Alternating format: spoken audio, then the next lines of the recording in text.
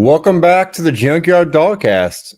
I'm Kip Adams, and once again, Georgia improves to 6-0 on the season with a complete dismantling of Kentucky, 51-13. The narrative all season for Georgia has been slow starts. So how about going up 21-0 in the first quarter? I think this was exactly what Georgia fans have been waiting to see all season, and the Dogs was another night game, woke up and showed everyone what the number one team in the country can look like in a top 20 matchup.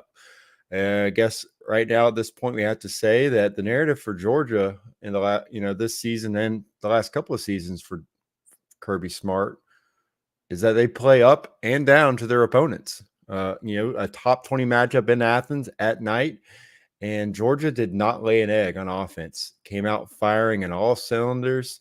Let's talk about Carson Beck and that start. One of the most impressive starts for a quarterback for Georgia in program history. And in fact, it's the best start for a Georgia quarterback in a game in the last 25 years. I think the last time a Georgia quarterback completed more consecutive passes to start a game, correct me if I'm wrong here, it was Quincy Carter in 1998 against LSU when he had 15 in a row, which tied the program record with Eric Zier, who also did that in 1993. So Carson Beck starts off completing his first 13 passes for 158 yards. The offense was firing on all cylinders in this game. And I got to say, Mike Bobo was in his bag. And when Carson Beck gets a clean pocket, this is what he can do. This is Georgia's identity for this season. And that when you protect Carson Beck, he is surgical out there. He can make accurate throws, and he has pass catchers who he can depend on. Outside, inside, all across the field, whether it's Brock Bowers continuing to put up big time performances game after game, 7 catches for 132 yards and a touchdown this game, third game in a row over 100 yards for him, as people start to talk about him, potentially being able to get a trip to New York as the best player in college football. Showed it again, had a great night. One drop again. He's had a couple of those this season, but still, he is an extremely talented player and, one of the 2-3 most talented pass catchers Georgia has ever had in program history. And in fact, tied A.J. Green for career touchdown passes, second most in Georgia history now. He's only behind Terrence Edwards, who I believe has 30. So big night for him. But again, back to Carson Beck.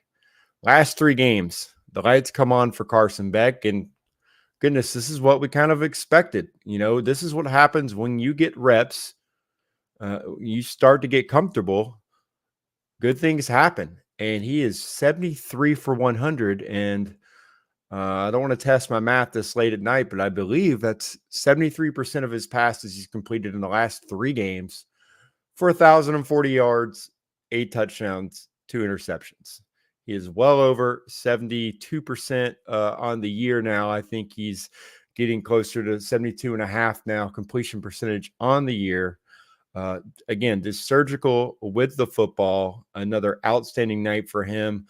If he's not pulled again with the game in hand, he goes over 400 yards in the game. But as it stands, he had to make do with 389 passing yards, 4 touchdowns in this game, and a possible SEC Player of the Week award on the way for Carson Beck, a guy that people were wondering if he should have been the starter for Georgia. I think he's quieted those thoughts now, and now has Georgia fans hoping he comes back to play another season for Georgia, because he's playing at an elite level right now, and Georgia's offense is all the better for it.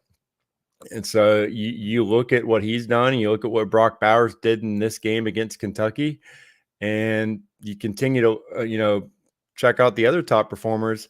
Dejon Edwards, 54 rushing yards, but also 51 yards receiving. So over 100 all-purpose yards from him, a solid game from him when they needed it.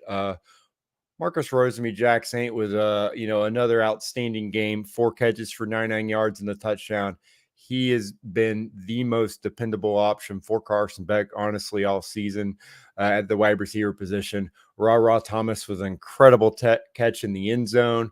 He's really starting to heat up. And then obviously, having Ladd McConkey out there, having Dominic Lovett out there, he's got multiple guys he can stretch the field with now and really just let it rip downfield, which is what I said all offseason. Let it rip. And now Georgia is. And we can say this is that identity for the football team. We still do not know how they are going to do in crunch time, being able to run between the tackles. But when you're able to push the ball down the field, it opens things up. And Georgia still ran for 173 yards and a touchdown, average 5.6 per carry in this game. So that is really what you can do to open things up and be more unpredictable when you have explosive playmakers out there. And Georgia did. I mean, they have great performances from their pass catchers right now. And you should be excited if you're a Georgia fan, because that's the kind of offense that people have been waiting to see. Even under Stetson Bennett, it was when are we going to see this explosive offense? They were productive last year, and they are one of the most explosive passing attacks in college football this year. Defensively, I know that one touchdown drive, some tough plays there. The refs bailed them out a couple times there, but you had some explosive run plays that you'd like to have back. But you look at the end of the game here, Kentucky, after running for 300 yards on Florida, Kentucky had 55 rushing yards in this game. And so you still have to look at that and say, this was Kentucky's bread and butter. And Georgia was able to limit them and overall, limit this offense. Devin Leary, you made him beat you with his arm. He made a couple big throws, but he also made several bad decisions there and inaccurate throws. And if you're Georgia, you kind of knew that. So you take those couple throws he makes, and you know that he's going to make some mistakes, and he did. Also, getting to the quarterback, something that we've been talking about all season, not just sacks, but just affecting the quarterback.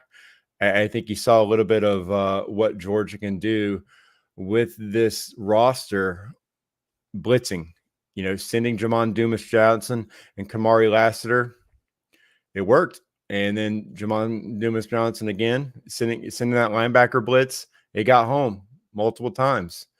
And that really played a huge role. And it's a new look for Georgia, and they continued it with Jelon Walker when he came in the game late. Showed you a lot, as someone who can come in when the opponent is one-dimensional. You can put a Jelon Walker in there, and he can pin his ears back and get after it. And he did that with multiple plays in the backfield, multiple tackles for loss and limited snaps there. That's something you can do whenever your offense is firing on all cylinders.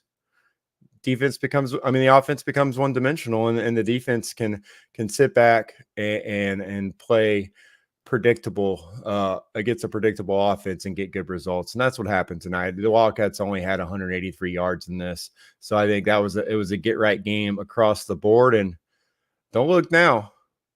Peyton Woodring, he is in a groove right now. 3 of 3 on field goals tonight. Career long again, 42 yards.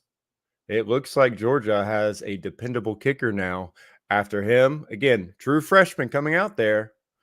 I can't imagine what that's like, the nerves that he was going through. But this is a former number 1 overall kicker in the country. And now he's played in the SEC environment multiple times. I don't think the lights are too bright for him. And that's huge for Georgia, because they're probably going to need him later on this year in some big games. So I think that's a big thing for Georgia now. Having him there, having him confident, and knowing that, hey, you need 3 points, you can get them. So that was also big for Georgia. There's, a lot to be excited about from this. I think this was a statement game. Georgia's not playing with its food anymore. And that's what I'm saying. Early on in the year, this non-conference schedule, Kirby Smart talked about complacency. And we saw it. They were guilty of it. And that was one thing where we didn't know, is this Georgia team just not very good, or are they having to, get motivated against lesser opponents? And now against a top 20 team in Kentucky, you saw that there's a lot of talented players still on this team, and this is a team that can play with anyone. And that showed itself on Saturday night. So I think that you look at Kentucky now and you go, they might not be as good as we thought, but they're not bad by any means. And Georgia's roster just showed the difference where these two teams are right now. So again, I don't think we've seen Georgia play to its potential yet. But you saw what this Georgia team is capable of against an outmatched opponent. So I think it goes back to how important it is, a huge difference of starting fast, scoring 17 points in the first quarter. They had scoring 21 points. They'd only scored 17 points in the first quarter in the previous 5 games. You scored 21 in this game. Boom. You're able to use the whole playbook. You're able to play a completely different game defensively. And they came out aggressive. They were aggressive the whole game. Mike Bobo is dialing up some masterful plays for Carson Beck in this offense, and they are humming right now. And you even saw some interesting wrinkles late in the game. You saw Brock Bowers in there as the wild Brock formation. You saw Brock Vandegrift take some chances as well. Impressive drive for him on that second possession. There's just a lot to be excited about offensively. And again, making Kentucky pay for the mistakes, because their margin for error was thin in this game, and Georgia took advantage. And so that was exactly what Georgia needed to do.